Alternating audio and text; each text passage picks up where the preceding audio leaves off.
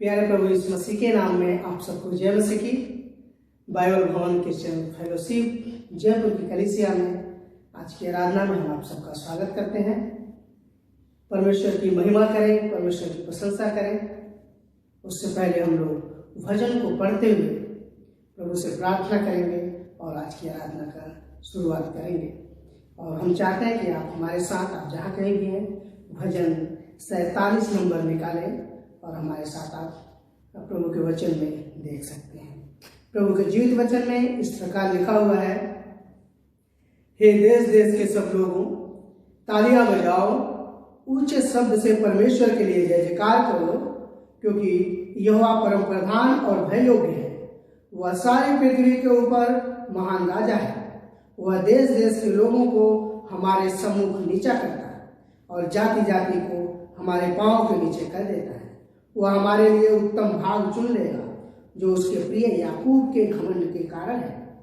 परमेश्वर जय जयकार सहित यहोवा नरसिंगे के शब्द के साथ ऊपर गया है। परमेश्वर का भजन गाओ, भजन गाओ, हमारे महाराजा का भजन गाओ, भजन गाओ, क्योंकि परमेश्वर सारी पृथ्वी का महाराजा है। समझ बूझ कर बुद्धि से भजन गाओ। परमेश्वर जाति जाति पर राज्य करता है। परमेश्वर अपने पवित्र सिंहासन पर विराजमान है। राज्य राज्य के सामंत अब्राहम के परमेश्वर के प्रजा होने के लिए इकट्ठा हुए, क्योंकि पृथ्वी के ढाले परमेश्वर के वश में है। वह तो शिरोमणि है। परमेश्वर का वचन पढ़े जाने सुने जाने पर परमेश्वर आशीष दे। आइए हम अपने स्वरों को झुकाएंगे और प्रभु से प्रार्थना करेंगे। हमारे परम प्रधान परमेश्वर, हम सबकी सुधि रखने वाले परमेश्वर, अपने वचन के मुताबिक हम सबके साथ संग रहने वाले परमेश्वर, प्रभु हम आपका हृदय से धन्यवाद देते हैं। हम धन्यवाद देते हैं कि आप हमारे ऐसे विश्वास योग्य परमेश्वर हैं, जो हमारे साथ रहते हैं, हमारी प्रार्थनाओं को सुनते हैं और अपनी अगुवाई में ले चलते हैं। प्यारे प्रभु, हम आपके सम्मुख आते हैं और इस समय प्रभु जी हम आपसे प्रार्थना करते हैं, जब आपकी महिमा में हम लोग भजन गाते हैं और आपसे प्रार्थना करते हैं, प्रभु हम आपकी सहायता और आपकी मदद मांगते हैं। परमपिता परमेश्वर, जब आपके वचन को आपके दास के द्वारा बोला जाता है, परमेश्वर हम उसमें आपकी अगुवाई, आपके सामर्थ को, आपके अभिषेक को मांगते हैं। परमेश्वर पिता, जबकि सारी कलीसिया के लोग एक साथ जुटकर प्रार्थना नहीं कर पा रहे हैं, अपने अपने घरों में हैं, फिर भी प्रभु हम चाहते हैं कि परमेश्वर हम सब प्रभु आपके नाम की महिमा बड़े आनंद के साथ करने वाले हो सके। प्रभु हम आपकी अगुवाई, आपकी उपस्थिति मांगते हैं। हम धन्यवाद देते हैं प्यारे प्रभु जी, और इस प्रार्थना को हमारे मुक्तिदाता, उद्धारकर्ता प्रभु यीशु के नाम से मांगते हैं, आमीन। परमेश्वर का धन्यवाद हो। ये समय है कि हम परमेश्वर की महिमा में भजन को गाएं। तो हम निवेदन करना चाहते हैं आराधना की टीम से कि आप आए, परमेश्वर के भजन गाने में अगुवाई करें। आइए हम परमेश्वर की आराधना स्तुति में ऊंचे स्वरों से परमेश्वर के भजनों को गाएंगे। प्रभु का धन्यवाद करूंगा, उसकी संगति में सदा रहूंगा, साथ चलूंगा मैं जे जरूर पाऊंगा, साथ चलूंगा मैं जे जरूर पाऊंगा। प्रभु का धन्यवाद करूंगा, ना देगी मुझे दुनिया कभी भी कोई सुख और शांति।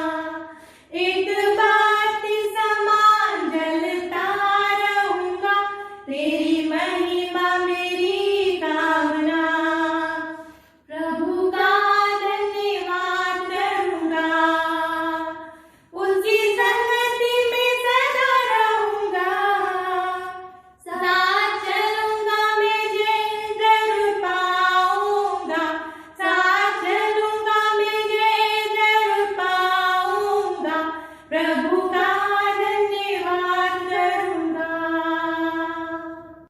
आओ हम यहोवा के लिए ऊंचे स्वर से गाएं, अपनी मुक्ति की चट्टान का जय जयकार करें। आओ हम यहोवा के लिए ऊंचे स्वर से गाएं, अपनी मुक्ति की चट्टान का जय जयकार करें। धन्यवाद करते हुए उसके प्रभु का मन गाते हुए उसका जय जयकार करें। धन्यवाद करते हुए उसके प्रभु का मन गाते हुए उसका जय जयकार करें। आओ हम यहोवा के लिए ऊंचे स्वर से गाएं, अपनी मुक्ति की चट्टान का जय जयकार करें। क्योंकि वो हमारा परमेश्वर है और हम उसकी प्रजा, उसकी खातिर हैं। क्योंकि वो हमारा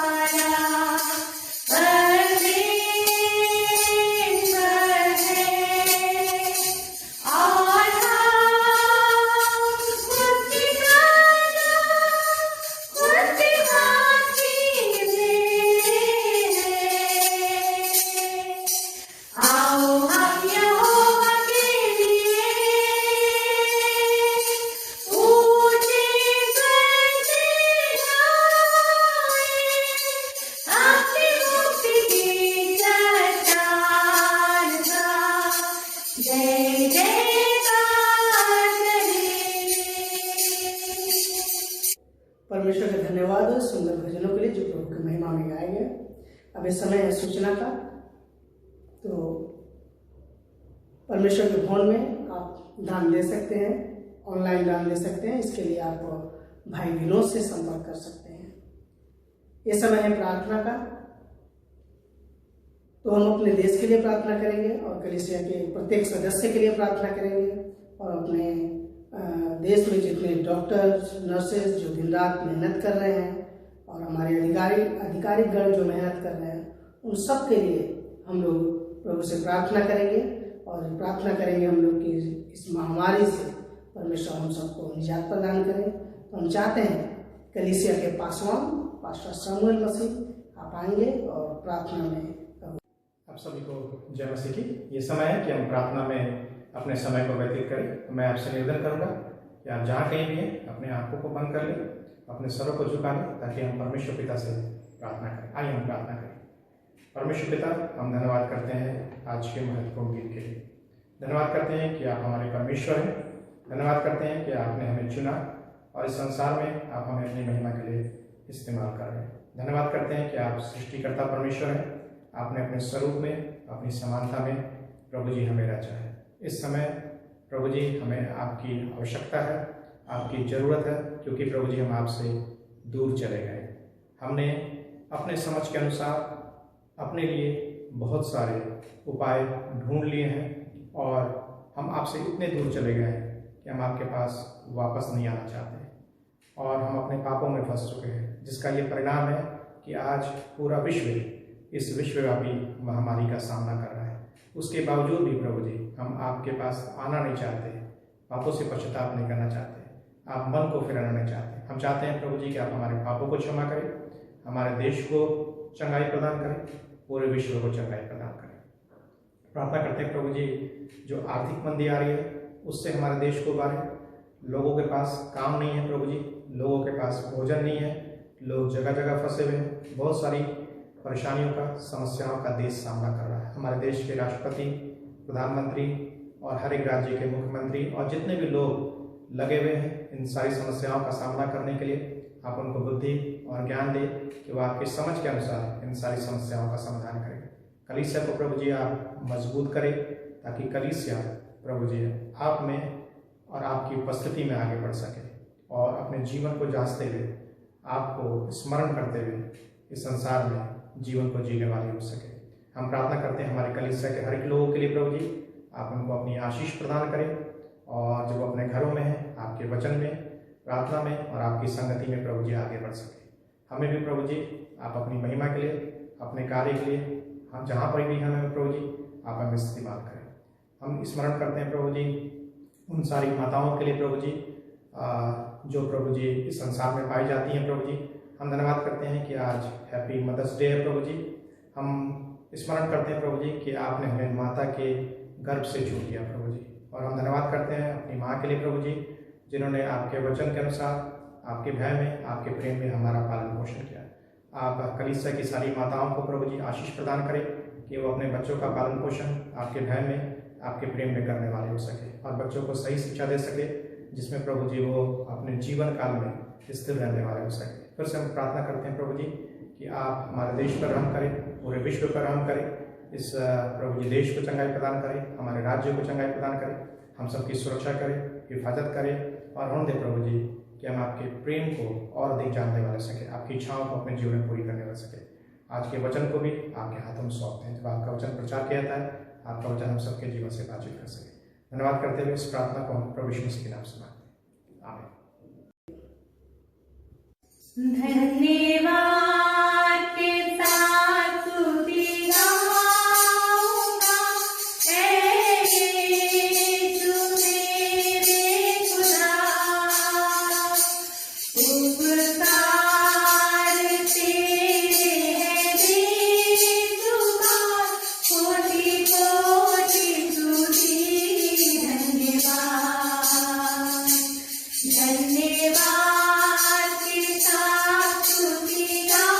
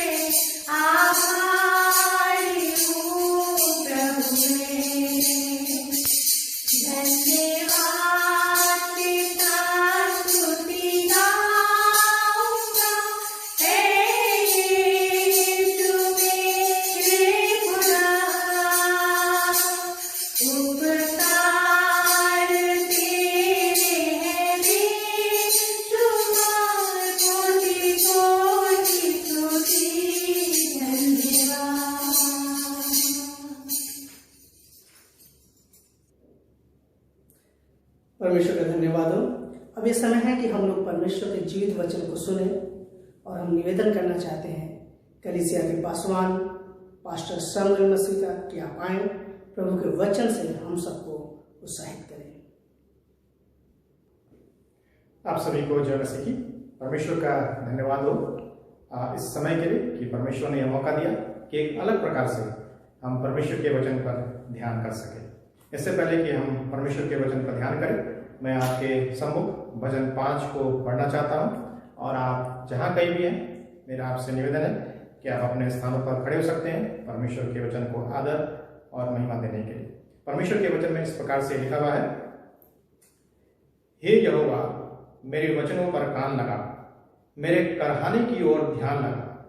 हे मेरे राजा, हे मेरे परमेश्वर, मेरी दुहाई पर ध्यान दे, क्योंकि मैं तुझी से प्रार्थना करता हूं। हे यहोवा, भोर को मेरी वाणी तुझे सुनाई देगी, मैं भोर को प्रार्थना करके तेरी बाट जोहूंगा, क्योंकि तू ऐसा ईश्वर नहीं जो दुष्टता से प्रसन्न हो। बुराई तेरे साथ नहीं रह सकती, घमंडी तेरे सम्मुख खड़े होने ना पाएंगे। तुझे सब अनर्थकारियों से घृणा है, तू उनको जो झूठ बोलते हैं नष्ट करेगा। यहोवा तो हत्यारे और छली मनुष्य से घृणा करता है, परंतु मैं तो तेरी अपार करुणा के कारण तेरे भवन में आऊंगा। मैं तेरा भय मानकर तेरे पवित्र मंदिर की ओर दंडवत करूंगा।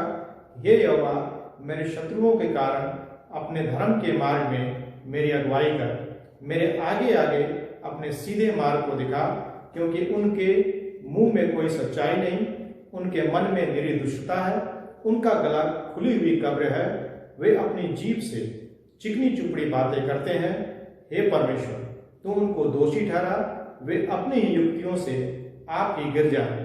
उनको उनके अपराधों की अधिकाई के कारण निकाल बाहर कर, क्योंकि उन्होंने तुझसे बलवा किया है।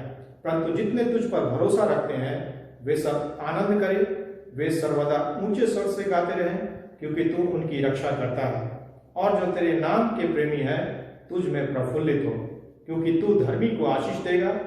हे यहोवा, तू उसको अपने अनुग्रही ढाल से घेरे रहेगा। परमेश्वर अपने वचन के पढ़े और सुने जाने पर हम सबको आशीष प्रदान करे। आइए प्रार्थना करें। परमेश्वर पिता, धन्यवाद देते हैं आपके जीवित वचन के लिए। आपका वचन प्रभु जी आपके लोगों के सम्मुख और आपके सम्मुख पढ़ा जा चुका है। आपके वचन को समझने के लिए आपकी बुद्धि और आपके ज्ञान और आपकी सामर्थ्य की आवश्यकता है।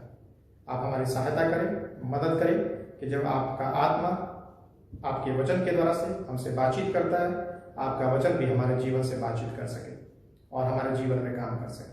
प्रार्थना को प्रभु यीशु मसीह के नाम से मांगते हैं, आमीन।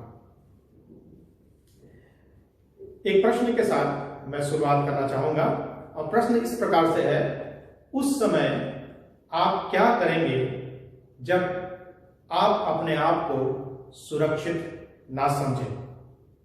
उस परिस्थिति का सामना कैसे करेंगे? जैसा कि इन दिनों में हम अपने आप को सुरक्षित महसूस नहीं कर रहे हैं, हम इन सारी परिस्थितियों का सामना कर रहे हैं। भजन 5 हमें इसका जवाब या उत्तर देता है। हमें नहीं मालूम कि दाऊद ने इसको कब लिखा। ये भजन 3 और 4 भजन के तुरंत बाद आता है, जिसे अबशालोम के विद्रोह के कारण से लिखा गया। हो सकता हो कि भजन 5 भी उसी समय लिखा गया। कैल्विन के अनुसार संभवतः दाऊद ने इस भजन को तब लिखा जब वह अपने जीवन को बचाने के लिए शाऊल से भाग रहा था। चाहे परिस्थिति कोई भी रही हो, दाऊद के शत्रु अच्छे लोग नहीं थे। वे झूठ फैला रहे थे, वे धोखा दे रहे थे, बाहर से वे चापलूसी कर रहे थे, जबकि मन ही मन में वे दाऊद को मारने की योजना बना रहे थे और वे हिंसक लोग थे। 6, 9 और 10 पदों में हम इन बातों को पाते हैं। दाऊद को क्या करना था? What did David do? उसने अपने आप को परमेश्वर के समीप लाया। ठीक वैसा ही हमें और आपको अपने जीवन में करना है। दाऊद के समान हमारे और आपके शत्रु नहीं है, लेकिन जिन परिस्थितियों का हम अपने जीवन में सामना कर रहे हैं या सारा विश्व सामना कर रहा है, हमारा देश, कलीसिया के लोग सामना कर रहे हैं, उस परिस्थिति में हमें अपने आप को परमेश्वर के समीप लाना है। संसार के समीप नहीं या किसी अन्य व्यक्तियों के समीप नहीं, लेकिन सबसे महत्वपूर्ण बात यह है कि जो सृष्टिकर्ता परमेश्वर है, जिसने हमें और आपको बनाया है, उसके समीप अपने आप को लाना है। जो मुख्य विषय है आज के खंड का वो ये इस प्रकार से है, जब आप सुरक्षित ना हो तब आप परमेश्वर की शरण ले जो एक धर्मी रक्षक है। जब आप सुरक्षित ना हो तब आप परमेश्वर की शरण ले जो एक धर्मी रक्षक है। When you are not safe, take refuge in the Lord as your righteous defender. इस भजन को दो भागों में बांटा गया है। यदि इस भजन को हम समझना चाहते हैं तो इन दो खंडों को हमें समझना होगा। जो पहला भाग है वो है 1 से 7 पद और जो दूसरा भाग है वो है 8 से 12 पद। 6 मुख्य बातें हैं जो हम इस खंड से, इस भजन से अब सीखने का प्रयास करेंगे। जो पहली बात है वो इस प्रकार से है 1 से 3 पद के अनुसार, जब आप सुरक्षित ना हो तब प्रार्थना में होकर परमेश्वर की शरण ले। जब आप सुरक्षित ना हो तब प्रार्थना में होकर परमेश्वर की शरण ले। जब हम पर कोई आक्रमण करता है तब हमारा सामान्य प्रत्युत्तर यह होता है कि हम भी तुरंत उस व्यक्ति के ऊपर आक्रमण करना चाहते हैं। यदि कोई व्यक्ति हम पर दोष लगाता है तब हम सोचना शुरू करते हैं कि इसको या इस व्यक्ति को क्या जवाब दूं। यदि वो हमारी इंसल्ट करता है तब हम सोचते हैं कि मैं और कैसे ज्यादा इस व्यक्ति की इंसल्ट कर सकता हूं। हम सामने वाले व्यक्ति को बोलने का मौका नहीं देते। लेकिन जब हम दाऊद के जीवन का अध्ययन करते हैं तो हम इस बात को पाते हैं कि जब दाऊद के ऊपर आक्रमण किया गया, जब दाऊद के ऊपर दोष को लगाया गया, जब दाऊद का इंसल्ट किया गया, तब दाऊद ने ऐसा कुछ भी नहीं किया। उसने अपनी शिकायत को ईमानदारी से, व्यक्तिगत रूप से, लगातार रूप से और आशा से भरी प्रार्थना में परमेश्वर के पास लाया। हो सकता है और हम इस बात को मानते भी हैं कि दाऊद के समान हमारी और आपकी परिस्थिति नहीं है। हमारी और आपकी परिस्थिति फर्क है। एक ऐसी परिस्थिति का हम सामना कर रहे हैं जैसी परिस्थिति का मैं सोचता हूं कि इससे पहले संपूर्ण विश्व में कभी भी इस प्रकार की परिस्थिति का हमने सामना नहीं किया है। इस परिस्थिति में हम क्या कर रहे हैं?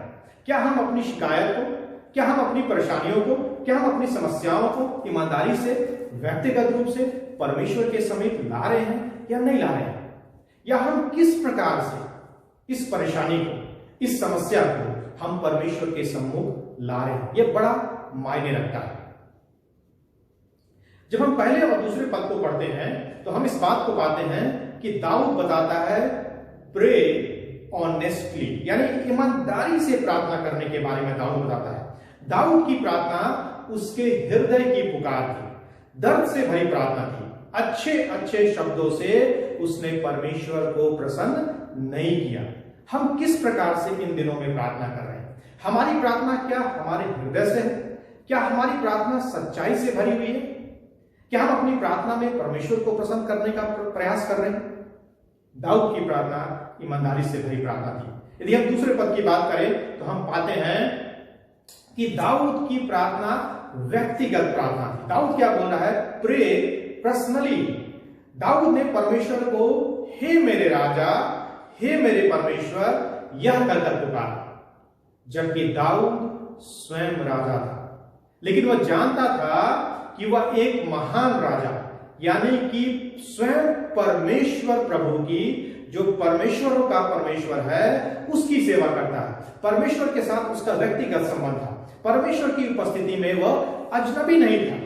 हमें उसके सामने इस रूप में आना चाहिए कि वो हमारा राजा है और वो हमारे जीवन का क्या है? प्रभु है। आप तब तक सही रीति से प्रार्थना नहीं कर सकते हैं जब तक कि आप अपने आप को उसके अधीन ना कर दे, उसकी इच्छा को पूरी करने के लिए। मुझे नहीं मालूम कि आप किस प्रकार से प्रार्थना कर रहे हैं, आपको नहीं मालूम मेरे बारे में कि मैं किस प्रकार से प्रार्थना कर रहा हूं इन दिनों में, लेकिन हमें जिस प्रकार से प्रार्थना करनी है वो यह है कि जिस प्रकार से दाऊद ने प्रार्थना करी। दाऊद ने परमेश्वर को राजा के रूप में पुकारा, अपने आप को उसके अधीन किया, उसकी इच्छा को पूरी करने के लिए। हम क्या चाह रहे हैं इन दिनों में कि हमारी इच्छा पूरी हो जाए, लेकिन हमको इस बात को खोजने का प्रयास करना है कि कैसे इन दिनों में परमेश्वर की इच्छा पूरी हो और कैसे हम अपने आप को परमेश्वर के अधीन करें। जो तीसरे पद में जो अगली बात जो दाऊद बताता है वो यह है, दाऊद इस बात को बोलता है कि हमें लगातार रूप से प्रार्थना करना है, लगातार रूप से। 2 बार दाऊद ने तीसरे पद में कहा कि वो भोर को प्रार्थना करेगा। जो विचार है वह यह है कि जो भी विचार दाऊद के मन में आएगा वह उसे तुरंत प्रार्थना में व्यक्त करेगा। जो भी विचार, यानी चाहे वो रात को सोते समय भी उसके मन में विचार आएगा या काम करते समय या जो कुछ भी वो कर रहा है, यदि कोई भी विचार उसके मन में आएगा वो उसे तुरंत प्रार्थना में क्या करेगा, व्यक्त करेगा। तो क्या बोल रहा है दाऊद? लगातार रूप से निरंतर हमें क्या करना है, प्रार्थना करना है।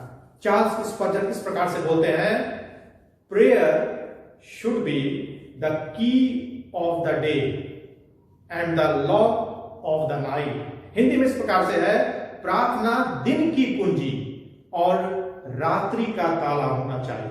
यानी जब हम दिन की शुरुआत करें हमें प्रार्थना से शुरुआत करनी है, और जब रात में जब हम सोने जाएं तो हमको प्रार्थना से अपने दिन की क्या करनी है, समापन करना है या रात का समापन करना है। जो अगली बात तीसरे पद में ही दाऊद बताता है वो इस बात को बताता है कि क्रमबद्ध तरीके से हम प्रार्थना करें, प्रे सिस्टमैटिकली, क्रमबद्ध तरीके से प्रार्थना करें। कई दफा हम में से बहुत सारे लोग प्रार्थना करना नहीं जानते हैं, लेकिन दाऊद इस बात को बताता है कि किस प्रकार से हमें और आपको प्रार्थना करनी है। और जो पहले पॉइंट में ही अंतिम बात बताता है दाऊद वो यह है, प्रे एक्सपेक्टेंटली, यानी कि आशा से भरकर हम प्रार्थना करें। जब हम प्रार्थना करें तब हम उत्तर का इंतजार करें।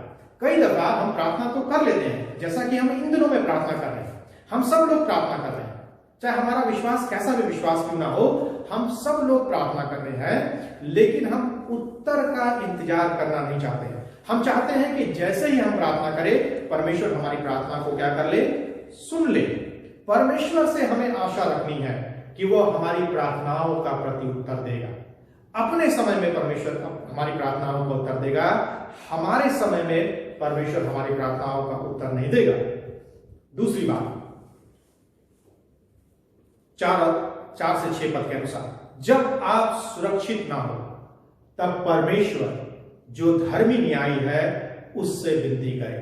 जब आप सुरक्षित ना हो तब परमेश्वर जो धर्मी न्यायी है उससे विनती करें। दाऊद यहां पर तर्क दे रहा है कि उसके शत्रु बहुत दुष्ट हैं, इसलिए परमेश्वर जो धर्मी है उसके पक्ष में होकर कार्य करेगा। वह दुष्टता से घृणा करता है, पाप से घृणा करता है, वो सबका न्याय करेगा।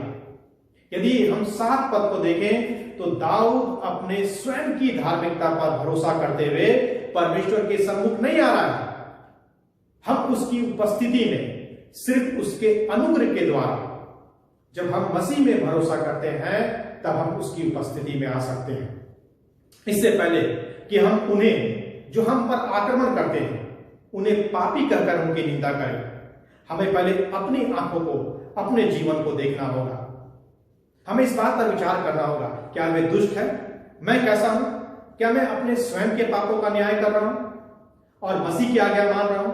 मैं परमेश्वर से निवेदन कर सकता हूं न्याय को लाने के लिए, लेकिन मुझे अपने हृदय को भी जांचने की आवश्यकता है। यदि हम इसको अपने वर्तमान के संदर्भ में समझने की कोशिश करें तो हमको इस बात को देखने की आवश्यकता है, इस बात को समझने की आवश्यकता है कि परमेश्वर धर्मी है और परमेश्वर अवश्य कार्य करेगा और परमेश्वर अवश्य इन परिस्थितियों से हमको और आपको क्या करेगा, छुटकारा दिलाएगा। जो तीसरी बात है वो इस प्रकार से है, जब आप सुरक्षित ना हो परमेश्वर के अनुग्रह के द्वारा उसके पास लौट कर आए। जब आप सुरक्षित ना हो परमेश्वर के अनुग्रह के द्वारा उसके पास लौट कर आए। जब दाऊद ने विचार किया कि परमेश्वर पाप से घृणा करता है और उसकी पवित्रता उसके सामने कुछ भी नहीं है, तब उसने सोचा परमेश्वर के सामने वह अपनी धार्मिकता के आधार पर नहीं आ सकता। तब उसने इस बात को समझा कि परमेश्वर के भवन में वह उसके अनुग्रह के द्वारा ही आ सकता है, यानी मिलाप वाले तंबू में, जहां उसकी धार्मिकता वास करती है, जहां उसकी महिमा वास करती है, आदर व भय के साथ हम परमेश्वर के पास आ सकते हैं। जब दाऊद के ऊपर आक्रमण हुआ तब उसने प्रार्थना के द्वारा परमेश्वर की शरण ली, परमेश्वर से निवेदन किया जो एक धर्मी न्यायी है, और परमेश्वर के पास उसके अनुग्रह के द्वारा वो लौट करके आए। इन दिनों में हमें भी परमेश्वर के पास उसके अनुग्रह के द्वारा से लौट करके आने की आवश्यकता है। जब हम परमेश्वर के पास जाते हैं, प्रार्थना में होकर हम जाते हैं, हमको इस बात को समझने की आवश्यकता है कि परमेश्वर पाप से घृणा करता है। हो सकता है कि हमारे जीवन में बहुत सारे पाप हैं, और जैसा कि बहुत सारे विश्वासी लोग इस बात को बोल रहे हैं और हम इस बात पर विश्वास करते हैं कि ये मनुष्य के पापों का ही परिणाम है, तो जब हम परमेश्वर के सम्मुख आते हैं, हम इस बात पर विचार करें, इस बात के ऊपर ध्यान करें कि हमारी पवित्रता उसके सामने कुछ भी नहीं है। परमेश्वर पाप से घृणा करता है। हम परमेश्वर के सामने अपनी धार्मिकता के आधार पर नहीं आ सकते हैं। यदि हमको परमेश्वर के सम्मुख आना है तो हम सिर्फ परमेश्वर के अनुग्रह के द्वारा ही उसके सम्मुख आ सकते हैं। तो जब भी आप परमेश्वर के सम्मुख आए इन दिनों में, आप परमेश्वर के सम्मुख उसके अनुग्रह में होकर के आए, अपनी धार्मिकता में होकर नहीं, अपनी पवित्रता में होकर नहीं। चौथी बात, जब आप सुरक्षित ना हो तब आप परमेश्वर से प्रार्थना करें कि वो आपको धार्मिकता के मार्ग पर अगुवाई करे।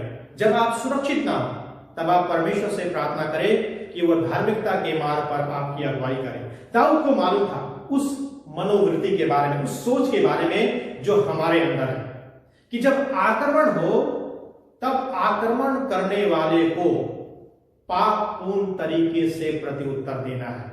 कहने का तात्पर्य है कि दाऊद इस बात को जानता था कि मानव जाति की प्रवृत्ति यह है कि जब हम पर कोई आक्रमण करता है तब हमारा भी यह प्रयास होता है कि हम भी पापपूर्ण तरीके से उस व्यक्ति को क्या करें, प्रत्युत्तर दें। जब कोई आपके विरुद्ध पाप करता है तब यह काफी कठिन होता है हमारे और आपके लिए कि हम परमेश्वर के वचन के अनुसार प्रत्युत्तर दें। जैसा कि हम पहला पत्रस 3 अध्याय के 9 पद में पाते हैं कि बुराई के बदले बुराई मत करो पर इसके विपरीत आशीष दो। लेकिन प्रायः ऐसा नहीं होता, हमारा प्रत्युत्तर यह नहीं होता। इसलिए दाऊद प्रार्थना करता है कि मेरे शत्रुओं के कारण मुझे धार्मिकता के मार्ग पर चला, क्योंकि तेरे मार्ग सीधे हैं। उसकी प्रार्थना सिर्फ शत्रुओं से सुरक्षा के लिए नहीं थी, बल्कि परमेश्वर उसकी सुरक्षा करे कि वह दुष्टों के समान ना बने। इसलिए वह विनती करता है कि परमेश्वर उसे सीधा मार्ग दिखाए। इन दिनों में हम परमेश्वर से अपनी सुरक्षा के लिए प्रार्थना कर रहे हैं, लेकिन क्या हम अपने जीवनों को इस बात जांच रहे हैं? क्या हम अपने जीवनों को देख रहे हैं कि हमारे जीवन में किस किस प्रकार की बुराई है?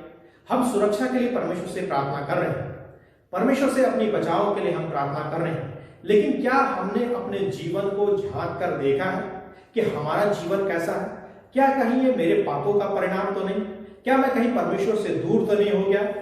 हमें परमेश्वर से प्रार्थना करने की आवश्यकता है इन दिनों में कि परमेश्वर ना सिर्फ आप मेरी सुरक्षा करें, लेकिन परमेश्वर आप मुझे सीधा मार्ग भी दिखाएं जिससे मैं आपके धार्मिकता के मार्ग पर चल सकूं।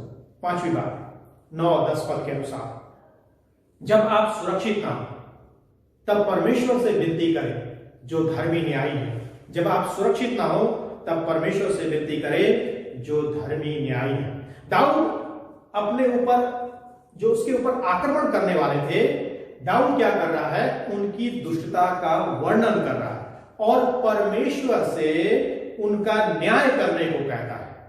हम पर जब कोई व्यक्ति आक्रमण करता है, उनके बारे में परमेश्वर के पास हम क्या लेकर जाते हैं? हम परमेश्वर से क्या बोलते हैं? हम परमेश्वर से उनका न्याय करने के लिए बोलते हैं। जबकि हमें परमेश्वर से उनको क्षमा करने के लिए बोलना चाहिए। लेकिन जैसे ही कोई व्यक्ति हमारे जीवन के ऊपर आक्रमण करता है, हम परमेश्वर के पास जाते हैं, प्रार्थना में परमेश्वर के पास जाते हैं और परमेश्वर से हम निवेदन करते हैं कि परमेश्वर आप इस व्यक्ति का क्या करें, न्याय करें। जबकि हमें परमेश्वर को बोलना चाहिए कि परमेश्वर आप इस व्यक्ति को क्या करें, क्षमा करें। परमेश्वर का प्रतिनिधि होने के नाते हमें परमेश्वर से कहना है कि आप उन्हें बचाने या उनका न्याय करने के द्वारा से अपनी महिमा लें, क्योंकि हमें परमेश्वर की जो सर्व प्रभुत्व संपन्न इच्छा है वो हमें नहीं मालूम होती, लेकिन उसके बावजूद भी हम परमेश्वर से क्या बोलते हैं, न्याय करने के लिए बोलते हैं। इसलिए हमें परमेश्वर के ऊपर छोड़ देना चाहिए कि वह उन्हें बचाएगा या उन्हें क्षमा करेगा या उन्हें वो दंडित करेगा। हमें सब कुछ परमेश्वर के ऊपर क्या कर देना चाहिए, छोड़ देना चाहिए। जैसे कि दाऊद ने परमेश्वर के ऊपर छोड़ दिया जब शाऊल के द्वारा से दाऊद को क्या किया जा रहा था, परेशान किया जा रहा था। आलोचना करने वाले आपके ऊपर क्रोधित हो सकते हैं, लेकिन हमें परमेश्वर से इस बात को प्रार्थना करने की आवश्यकता है कि परमेश्वर आप स्वयं इनका न्याय करें। आप जैसा चाहते हैं आप उनके जीवन में अपनी इच्छा को क्या करें, प्रकट करें। हम सब बचाए गए हैं, इसीलिए हमारे अंदर भी एक पापी स्वभाव है जिसके द्वारा से हम क्या करते हैं, संघर्ष करते हैं। इसलिए हमें अपनी इच्छा को अपने जीवन में पूरा नहीं करना है, लेकिन हमें परमेश्वर के हाथों में क्या करना है, छोड़ देना है। जो अंतिम बात है वो इस प्रकार से है, जब आप सुरक्षित ना हो तब आप आनंदित होकर परमेश्वर जो हमारा रक्षक है उसकी शरण लें। जब आप सुरक्षित ना हो तब आप आनंदित होकर परमेश्वर जो हमारा रक्षक है उसकी शरण लें। दाऊद के ऊपर आक्रमण करने वाले उसके आसपास भेड़ियों के झुंड के समान उसे खोज रहे थे, लेकिन दाऊद ने परमेश्वर की शरण लिया, इसलिए वह आनंदित है और गीत गा रहा है, प्रभु में खुश है और आनंदित है। हमारा भी कर्तव्य यह बनता है कि हम प्रभु में खुश हों और प्रभु में हम क्या हो, आनंदित हो, और प्रभु को महिमा देना भी हमारा क्या बनता है, कर्तव्य बनता है। इन दिनों में हम में से प्रत्येक लोग इस बात को सोच रहे हैं, इस बात के ऊपर विचार कर रहे हैं कि हमारा जीवन सुरक्षित नहीं है, हमारा जीवन खतरे में है। लेकिन दाऊद हमको इस बात को सिखा रहा है कि जब आप सुरक्षित नहीं है तब भी आपको आनंदित होना है, और परमेश्वर जो आपका रक्षक है, परमेश्वर जो आपकी ढाल है, परमेश्वर जो आपका शरण स्थान है, आपको उसकी क्या लेना है, शरण लेना है। जॉन पाइपर इस प्रकार से बोलते हैं, परमेश्वर हम में बहुत महिमा प्राप्त करता है, परमेश्वर हम में बहुत महिमा प्राप्त करता है जब हम उसमें बहुत संतुष्ट होते हैं। God is most glorified in us when we are most satisfied in Him. परमेश्वर हम में बहुत महिमा प्राप्त करता है जब हम उसमें बहुत संतुष्ट होते हैं। इसका क्या मतलब है? इसका यह मतलब है कि हमें परमेश्वर में अपनी संतुष्टि को प्राप्त करना है, परमेश्वर में अपने इच्छाओं को प्राप्त करना है, परमेश्वर के पास आना है। जब हम परमेश्वर में संतुष्ट होंगे, चाहे जैसी भी परिस्थिति क्यों ना हो, परमेश्वर को क्या मिलेगी, महिमा मिलेगी। तो इस परिस्थिति में भी हमें परमेश्वर में संतुष्टि को प्राप्त करना है, परमेश्वर में आनंदित होना है, ताकि परमेश्वर के नाम को क्या मिल सके, महिमा मिल सके। दाऊद इस बात को कह रहा है कि विश्वासी तब भी आनंदित हो सकते हैं जब उनके ऊपर आक्रमण होता है, क्योंकि परमेश्वर का सुरक्षा कवच उनके चारों तरफ रहता है। तो मैं आपको इस बात को बोल सकता हूं, बता सकता हूं कि इस परिस्थिति में भी हम आनंदित हो सकते हैं।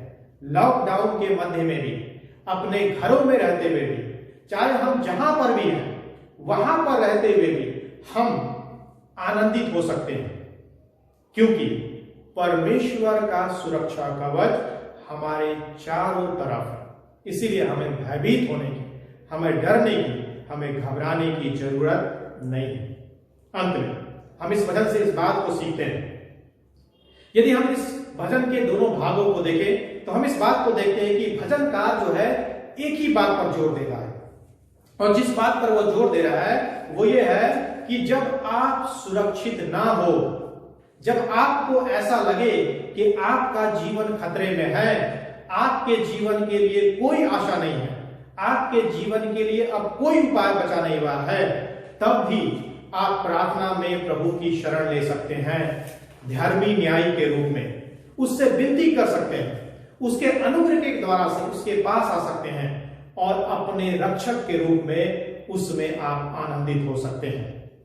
यदि हम पौलुस और सिलास के जीवन को देखें, हम इस बात को पाते हैं कि जब वो फिलिपी के जेल में थे, जब उनके ऊपर गलत आरोप लगाया गया, जब उनको मारा गया, तब भी वो परमेश्वर की क्या कर रहे थे? स्तुति कर रहे थे।